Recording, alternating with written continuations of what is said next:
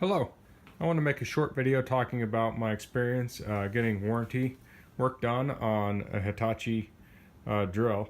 So, little backstory, I was watching a Workshop Addict video. I'll put a link in the description. And it was on some Hitachi Lithium drills, and they mentioned that they had a lifetime warranty on them, which I didn't really know about. And I happen to have this Hitachi drill. This is the model number on it, and when it was in the drill mode, like when I'm drilling, especially with like a spade bit, it would act as if the clutch was on almost. So I would be drilling and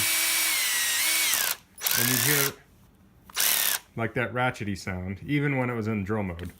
So and it was, say about 4 years old, and right now it's about 5 years old. So this is quite a while ago, and it still kind of worked. I was using it a little bit, but I hadn't been using it quite as much.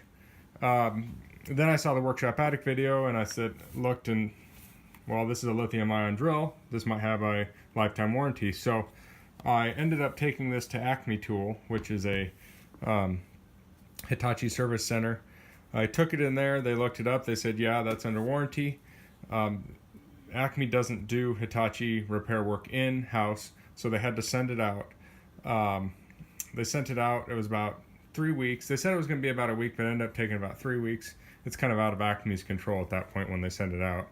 And 3 weeks later, I got a call saying it was ready, and I went and picked it up. So when I sent it in like this, except I did have the belt hook on here still. I take that off. I don't use that. I put the belt hook back on, sent it in like this, and kept the battery at home.